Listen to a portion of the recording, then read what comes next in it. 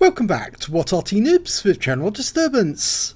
This is an Object 261, it's the Tier 10 Soviet SPG. It's located on the south spawn of Hinterland. Yes, this is a grand battle, and the name of the commander is Dr. Dip. Now, battle's about to start. Okay, we're off. Now, built on the hull of the IS-7, the Object 261 didn't actually get built, and we're carrying an MX-13105 with us, who obviously decided, no, I'm going to go that way, and just drove into our sides. Well, it breaks with convention, this Arty, because it's actually carrying an 18cm gun, not the conventional BR2 or the B4 howitzer. The BR2 being the 152mm, the B4 being the 203mm. No, this one's somewhere in between, 18cm. But it does have a slightly faster reload. Normally it's over 30 seconds, but Dr. Dip's got it down to 27 in this case, probably because he's got a rammer and a good crew. Well, he's carrying 18 rounds of standard HE, 2 rounds of premium. Now, the standard HE has got a burst radius of 10 meters. The premium radius is 11, so slightly more. And I always like to carry a few rounds of premium just in case the enemy decides they want to bunch together. And then obviously you do more damage because you tend to get more than one tank at the same time. Okay, his first target's in the town. It's an IS-7. He's just dialing in. He's got it dialed in. Yeah, he's ready to go. Rounds out. Direct hit. 353. It landed right on top of the turret, just behind the hatches. You can see there's a yellow stain on the impact point. That's what these mods actually make the HE look like if it actually hits the vehicle. You'll either get a hole, which will appear as a sort of like yellow caked hole around the outside, or you get a stain, a mark where it didn't penetrate. I think that's a mark because that one didn't go through the armor. Now that one went over the top and exploded next door to him, so it's a splash. I didn't mention at the time actually, the alpha damage for these shells is 900 if it can penetrate 45mm of armor. So if he's going to actually get an impact, a direct impact, half the 900, 450, and it's a damage roll to see if it's a high roll or a low roll, if it's a non-penetration. Well, that one landed next door to the ship barn, right next door, 318 hit points, and that must be right next door to his tracks. Very close one, that, because it's almost a half roll, but a low half roll. Okay, T110E3 sitting in that courtyard. This will be a little more difficult to penetrate because it's very heavy armor, but the sides are weaker. And that one hit the rear of the vehicle, tracked him, and did 299 hit points of damage. He can't be too happy about that. I reckon that must have taken out at least one of his modules. Now, grand battles last for at least 15 minutes, so this could go on the whole way. He's fired another round in, and this one landed in front for 219 hit points this time. Tracked the same side again. In fact, it looks like it's tracked both sides. Of course, tracking a vehicle back in the Second World War usually meant that that vehicle would be, well, disabled for at least maybe half a day for them to fix the tracks. It was quite a difficult job. You couldn't sort of like just jump out the vehicle, fix the tracks and get back on the road again, get back moving. No, it would take quite a long time because you have to, when you get broken tracks. Oh, and that one hit the rear of the vehicle this time, hit the engine deck. You can see the mark over the radiator vents. And yes, you just couldn't jump out the vehicle and sort of like tend to the tracks because firstly the vehicle, if it got hit while it was on the move, the tracks would have sort of like dropped off altogether. The vehicle might have moved along the tracks and left them behind, behind the vehicle, and then of course it's a matter of trying to get the vehicle back onto the tracks again, and then trying to fix the tracks which were busted. Also the problem that if you get hit by a splash, it might shatter the metal links on the track, and although it might actually damage one set of tracks, it might actually damage more than that. The running gear might have been damaged as well. A lot of vehicles that were tracked in the battlefield were abandoned by their crews because they were sitting duck to further artillery rounds and also to any tanks that could see them. I know that a lot of the German tanks that were taken out were disabled in field, and that tank got hit. That was a UDES 1516. He got hit on the side. He was tracked, but we've lost sight of him, so we don't know what else he's doing at the moment. That is a Death Star, the FV215B 183. Of course, there is another FV215B, but that's a heavy tank. And in fact, actually, they're now on offer for bonds. Ah, splash kill! Nicely done. And that's his first kill.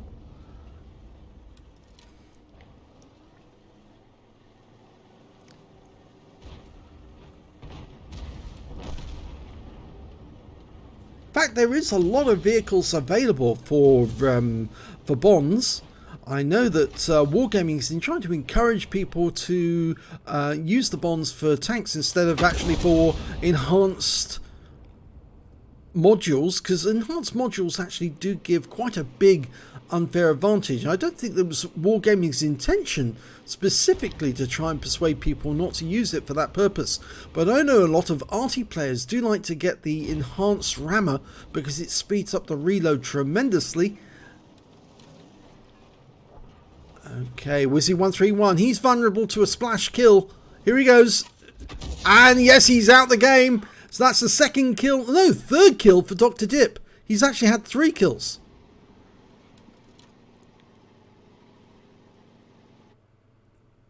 Okay, we're setting up a T110E3, but no, he's decided to move away from that. The enemy seems to be doing, or putting most of their force on the west flank, and the east flank seems to be fairly light, but so do our forces seem a bit light on that side. We've got a T110E3, he was a splash kill there. Still waiting for the reload to go through, and he's fairly close to the town. If the E100 spots him again, he'll probably try to take the kill himself. I think we can hear an engine going nearby. Okay, he's loaded, but he can't see that vehicle. He doesn't want to waste a round and then have to go through the reload process all over again. He's only got 8 rounds left. Okay, we've got 2 tanks together now. This is where the premium ammo would be really handy. You hit one, you get the other one thrown in for 3. Fires at the 277, gets a direct hit right on his front. In fact, actually, I think you can see a hole in that one.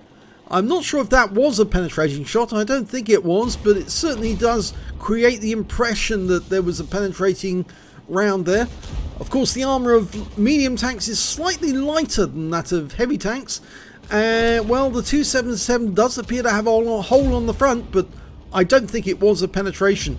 I think that's just graphics. That 430U, he's a splash kill. So he's just trying to work out where to put the round. He's put it there. Did he get the kill?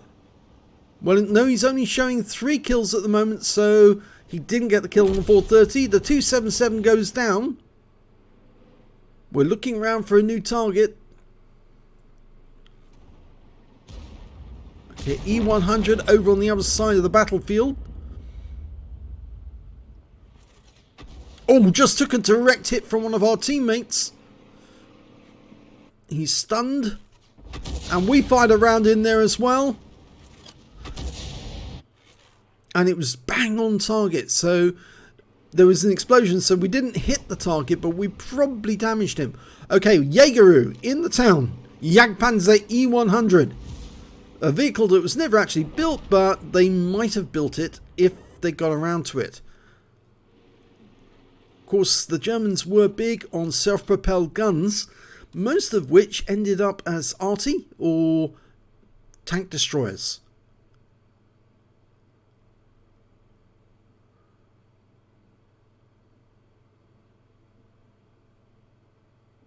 Okay, nothing in sight. The enemy is starting to close in on this corner. And in fact, the enemy is doing rather well at the moment. They've got, there's only 8 left on our team. But there's still 12 on the enemy team. And of course, 3 of our team are Artys. So that means that there's only 5 working tanks out there on our team. Okay, Gorilla. One thing we do know is that there are a number of enemy tanks which have very low hit points indeed. He's fired around at that corner and he got a direct hit. The Gorilla was sitting on the corner at the time. The round definitely hit him. And given that the Gorilla, yeah, you can see he's lost half his hit points. So yes, he did suffer a lot of damage off that shot. Very light armor on the Gorilla. It's supposed to be a very big gun on a Panther hull. Now he's sitting on that corner, waiting for sight of the Gorilla. We're getting that reticule drift again. But a tank that is in sight is a 705A. He's a splash kill. Rounds out. Oh no, didn't give enough lead on the target there. Not enough lead that Arty player did. And he got the kill. Okay, 1 round of standard HE is loading. There's only 2 rounds of premium left. The one thing about the Object 261 is that you are very likely to run out of ammo during a battle because you will find that there won't be enough shells left. You'll have so many targets to hit, but not enough shells. Okay, so we're still waiting for a target to come into view. Oh, there's one, and it's the Jaegeru. But he's staying to the south because there's that Gorilla. And he is a splash kill. He stomps. Oh, he pulls back, but he's still taken out by the splash. So, 4th kill there for Dr. Dip. Over up to the north, we've got a Jaegeru, and he's also a splash kill. He goes down to our Gorilla 15. So, the scores now, well, there's 8 tanks left on the enemy team, 6 tanks left on ours, and there's only 2 Artys left on our team. We lost one, T-57 heavy tank, an American autoloader, takes a direct hit for 359, and another hit from Arty. He's now 1 shot. Very definitely a 1 shot now, 46 hit points left.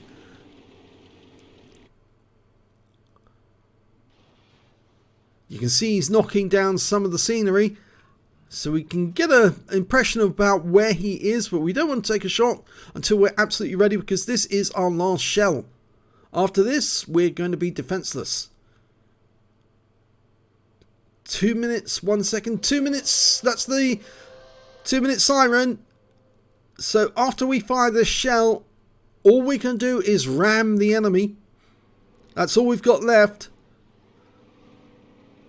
Rather a shame that it's one of the Artys that doesn't have enough shells. We fire at the E100. Direct hit on him. Makes him now a 1 shot for most of our team.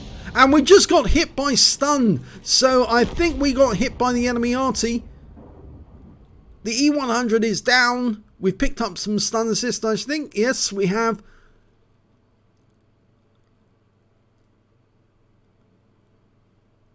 And there's one of the enemy Artys. It's also an Object 261. He's gone into the cap. Now we're capping. They're capping, rather. The Gorilla's getting close. We've got no shells, so there's nothing we can do. In fact, the best thing we can do, really, is to probably either run and hide from the enemy so they can't kill us, so that leaves us outstanding, or to try and select a target that we can ram and engage them by distracting the enemy.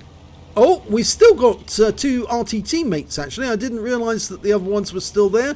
The GW E100 and T92. I think we're going to try and distract this Gorilla 15. If he's focused on us, our Gorilla 15 is probably going to be able to get a kill on him. But he tracked us. In fact, it was the T110E3 got a track, and the enemy Gorilla fired into us. Now, I don't think they got enough time to cap out before the clock ends. There's the Gorilla 15 dying to the T92. And so it looks like it's going to be a draw. The clock is ticking out. 3 seconds, 2 seconds, 1, and it's a draw. It's an honourable draw. We got hit by a heat round right at the end. Would you believe that? Let's have a look at the end of battle stats. Where's first class tank of a Dr. Dip in the Object 261? He managed to get a fighter badge for getting at least 4 kills. He got 4 exactly. And a bruiser medal for getting at least 5 critical hits. He got 18 in that battle. And he was really working his butt off because he managed to get a Gauze medal for doing more damage than 10 times the hit points of his own vehicle. And his win rate for the game was 5,462, which is Super Unicum standard. So let's have a look at team score. Well, according to this, he didn't get the highest damage in the game. No, that went to the Yaeru, who got 8,447. He was still alive at the end of the game, but I believe that was the one that had very low hit points. The Object 430U managed 5,237, and he died, unfortunately, for the enemy team. And their Gorilla 15, well, the one who got killed right at the end, 4,657 for him, so he was busy. And after that, it's Dr. Dip, so he came in 4th on damage. He managed to get the highest damage on his team, 4,512 hit points of damage. When it came to kills, though, it was Dr. Dip. He got 4 kills in the game. The next highest scorer, 2 players on the enemy team with 3 kills. They're Gorilla 15 and Progetto 65. And when it came to base XP, well, because it was a draw, it goes down to, I suppose, the Object 430U, who managed to get 778 base experience points off that 5,200 total. And Dr. Dip, well, he got 620 base experience points off his 4,500.